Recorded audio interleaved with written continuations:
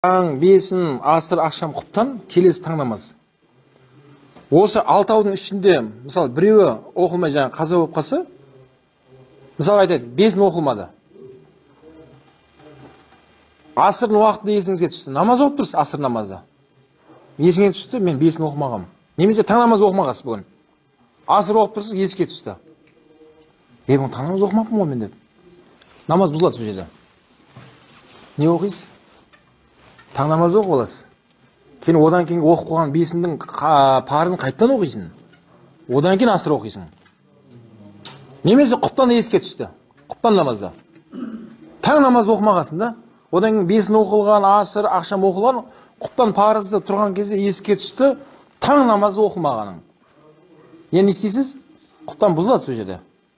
Қайттан таң намазын парызын оқисыз. Бесінің парыз, асыр, ақшам, құптан қайттан басын оқисың. Ретімен деп атқан сол. Немесе келесі таң намазға жетті. Таң намазға жеткеннен кейін барып, енді еске түссе, онда мына ретімен оқылмайды уже. Мысалы, таң намаз оқиын деп тұрған кезде, таң намаз уақытта, кешегі ақшам намазы оқылмаған есіңе түсті да, алтын намазға жетті ғой. Онда мына ақшамды ғана оқып аласыз да, сөйтіп таң намазын оқисың. Түсіндір алдың ба? Немесе кешегі таң намазы оқымағаның, бүгінгі таң намазы алтын намазға жеткенде есіңе түсіп тұр. Не істейсіз? Тек қана кешегі таң намазды ғана қазасын оқып аласың.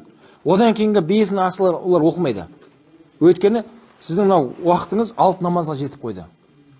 Алтын намазға жетпейді екен, осы аралықта ретімен оқу уәжіп та намаз. Түсіндір алдың ба? Уәжіп. Бірақ бұл правила тек қана ақшамда ғана бұзылады. Қалай? Ақшам намаз уақыт кірді, асыр оқымаған есіңе түсті. Қайсысын оқиын десе, ақшамда оқып аласың бірінші. Одан кейін асырды оқисың. Үш жерде ғана правила бұзылады. Не үшін десе, өткен ақшам намазы уақыт өте қысқа болғандықтан. Сен анау қаза болған асыр оқиын деп тұрған кезде, мені ақшамның қаза болайын деп жатыр дейді. Сол үшін ақшамның уақыт өте қысқа болғандықтан, ақшамды ғана оқып аласың. Кейін соның алдындағы оқымаған асырыңды оқисың.